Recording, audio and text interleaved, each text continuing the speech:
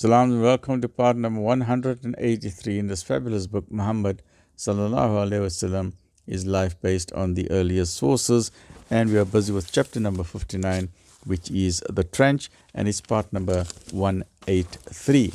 So as we mentioned in the previous episode, the Prophet ﷺ got news that Mecca is on the way with 10,000 soldiers, and part of their heavy contingent, their key, the ace up their sleeve, is to have a very powerful force of cavalry, that means horses, because they knew that at the Battle of Uhud, it was the horses led by Khalid bin Walid.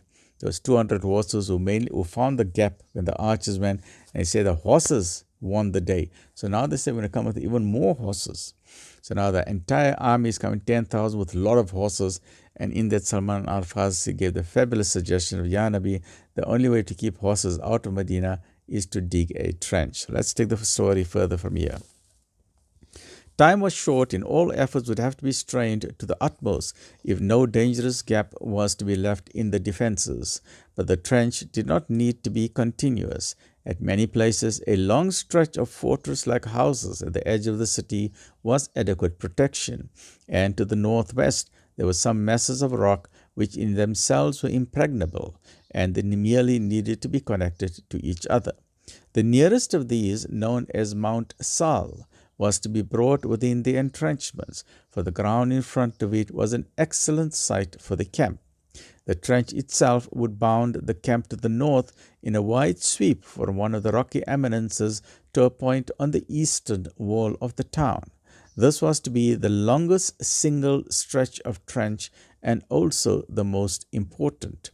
As well as being the originator of the strategy and giving the solution to the trench, Salman al-Farsi knew exactly how wide the trench must be, how deep it must be, where it must be dug, and all the mathematical and geological features regarding the trench as part of the military strategy. And having worked with Banu Qurayza, he knew that they possessed. So Banu Qurayza was still friendly, right? They were still friendly. So the Muslims went to the Banu Qurayza. They had all the digging implements, and it's right. We are part of Medina, and you all must help. And in this stage, at the early stage of the Battle of the Trench, the Banu Qurayza kept to the constitution of Medina, and they helped Salman al-Farsi with the equipment that they needed with digging the trench. So nor were they averse to lending them in the face of the common danger. So they kept the constitution to say, you know what, Medina is now under common danger from 10,000 people, and we need to help. For although the Banu Qurayza, the Jews within Medina, did not have any love for the Prophet ﷺ, the majority of opinion amongst them had been that their pact with him, the constitution of Medina, was a political advantage that should not be thrown away.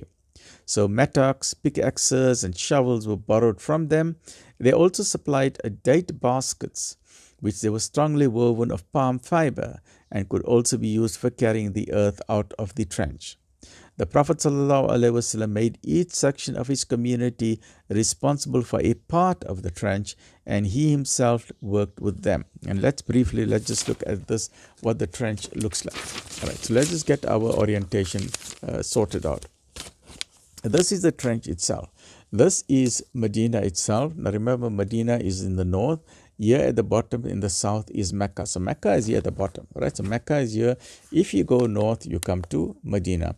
And to get our orientation right, this side here is west. This side is west. This side is east. This side is east. This green part is south. And the blue part is north, right? So we got our orientation sorted out very simply, right? Now, Medina is generally protected from three sides. The army, 10,000, must remember it's 10,000 horses, camels, heavy equipment, ammunition, spears, weaponry, body armor, steel for the humans, steel for the animals, food, and so it's heavy loads. So if there's 10,000 soldiers, it means there'll be 20,000 camels, because 10,000 just for the soldiers. Then you got the horses. Then you need 10,000 additional animals just to carry all the loads, for the food, the tents, because each soldier needs a tent. So you need all the loads, you need the food, you need the pots and pans and the swords and the armaments and the spears and the arrows, food for the animals, water. So it's like a huge army. So 20, 30,000, huge army coming forwards.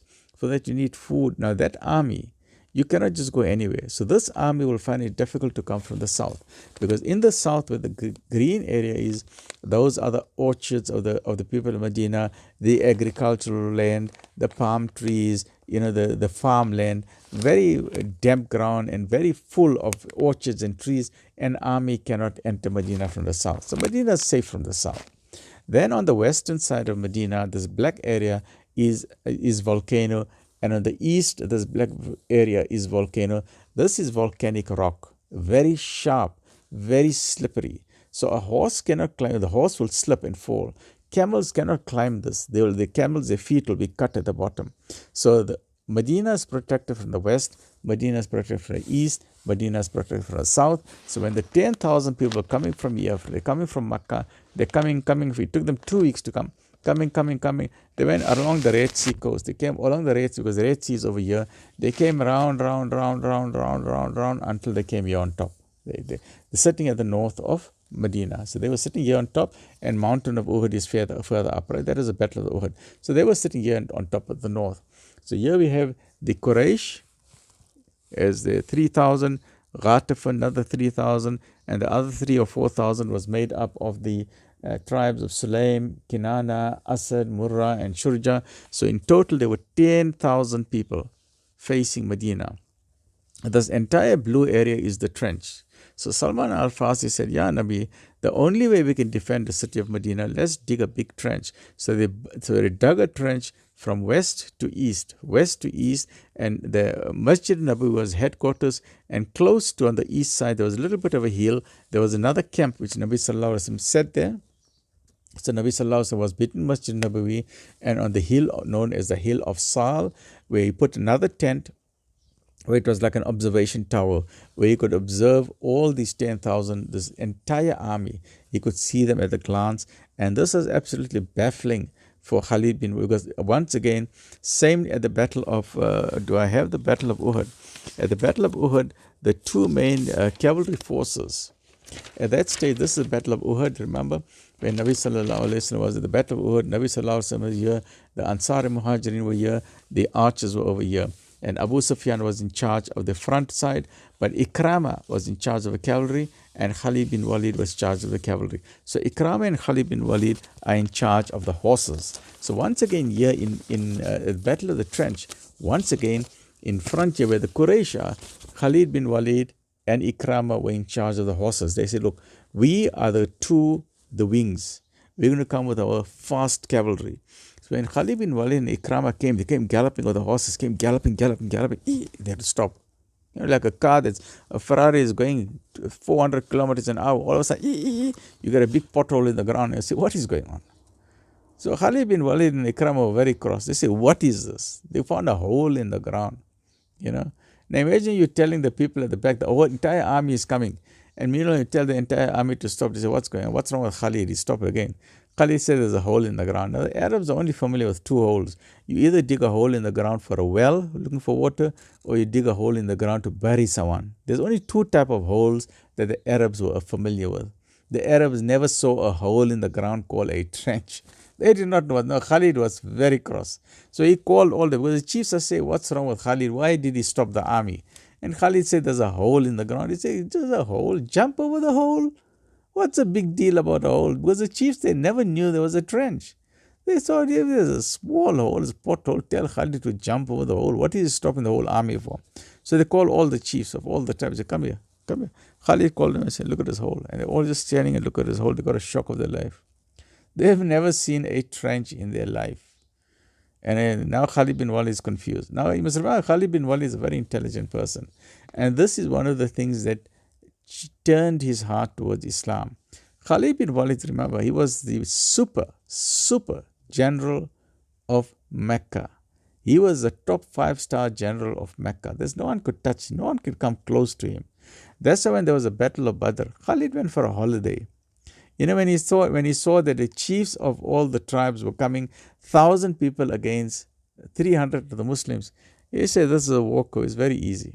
It's very easy. It's like you're saying, you got to say you've got a top league in the world, say a soccer competition, say Liverpool or Manchester United against, say, South Africa or against Mauritius, right? Or against Kenya. You will say, Liverpool, the top league in the world, they will easily beat South Africa or Kenya or Mauritius, very easily. Say, I won't even go to the match. Liverpool will win. So when Liverpool did not win, when the Muslims lost, at least when the Quraysh lost at the Battle of Badr, Khalid bin Walid got a shock of his life because he went for holiday. He said, you'll score the goals, there's no problem. He got a shock of his life. So firstly, he got a shock of his life at Badr. Secondly, he then came at the Battle of Uhud. Once again, he got a shock at the strategic thinking of Nabi Sallallahu used the pincer maneuver. Khalid bin Walid couldn't move left or right. It was just fortuitous that the archers came down. If the archers did not come down, Khalid bin Walid was neutralized. And Khalid bin Walid knew that. He said, I couldn't move left or right. Even though I had all my horses, I couldn't move. Now at the Battle of the Trench, Khalid bin Walid said, again, I'm neutralized. He said, now we come with 10,000 people. And with so many horses, nearly 1,000 horses. And we can't move a finger. So Khalid bin Walid was thinking. He was thinking until eventually when it was a battle, when he came to the Treaty of Hudaybiyah, and once again Khalid bin Walid was waiting on the main road. He said, I'm going to catch Nabi Sallallahu Alaihi Wasallam. Nabi Sallallahu took a sight and was gone already on the outskirts of Mecca. Khalid bin Walid said, no, this guy is under divine protection and he's got super intelligent. He's more intelligent than me as a military general. And so on, and then he became a Muslim. So this is one of the fabulous ways in which Khalid bin Walid became a Muslim, because he was absolutely baffled. The Arabs had never seen a trench in their life. And this trench, this magnificent suggestion of Salman al-Farsi to say, in Persia, Ya Nabi, in Persia, this is what we do. So this, it tells you the hallmark of Nabi Sallallahu Alaihi Wasallam, a magnificent leader. It shows his humility, his magnificent charm, his ability to understand his people, and his willingness to listen to suggestions. We know so many leaders or managers in a company or business CEOs, who get a little bit of success, they become arrogant. They say, I am so and so, it must be done my way or go fly or the highway, my way or highway. This is the way it must be done. They don't listen to suggestions. They are autocratic. They are dictators. They make everybody's life a misery, and everybody knows that they're doing the wrong decision. But eventually what happens? Even their team around them just say, yes, whatever you say, we listen to. Yes, very good suggestion. Very good. But the back they say, oh, very good. Very good. Yeah, you're the boss. You're the boss. But now for the Nabi Sallallahu Alaihi Wasallam, those are autocratic, arrogant people. Nabi Sallallahu Alaihi Wasallam was a marvelous, humble leader. And that is why the people loved him. And he was open to suggestions. He used to say, talk to me. Tell me your suggestion. And they used to talk to him. They said, Ya Nabi, what about this? What about this? Like famously the Battle of Badr. They asked him, Ya Nabi, are we stopping here? Is this a wahi? Is this a revelation? Or is this part of a strategy? And he said, no, this is part of a strategy. He said, no, Nabi, let's not stop here. Let's go further so we can get all the wells under our control. Nabi said, perfect. I like that idea. Let's go with it. Now here again, once again at the Battle of the Trench, an army of 10,000 is coming. Once again, Nabi said, right, I need your opinion. Look at it. I need your opinion. They were not scared. They're not saying, how can we talk to him? No, shh, keep quiet. What if we're wrong? What if we're wrong? We can make a mistake. Then it's our fault. No. They say, Ya Nabi, what about a trench? We dig. The horses can't jump over it. It's so deep, like about 2 meters deep or 3 meters deep. The horse falls in there. The horse can't come out. And it's so wide that a horse can't jump over it. Right? So Salman al-Farsi knew the dimensions. I don't know the exact dimensions here, but it is something where a horse cannot jump over that hole, and if the horse goes into that hole, that horse is not going to come out. If the horse goes into that hole, the Muslims are standing there with the arrows. They're going to hit the horse, and they're going to hit that soldier as well. So the people were scared. And especially the horses used to come, they used to stop at the hole. The horses never saw a hole like that. And the horses, they're very skittish. The horses also love their life, They don't want to just jump into a hole, but so the Muslims were standing with the arrows and with the spears, the lances.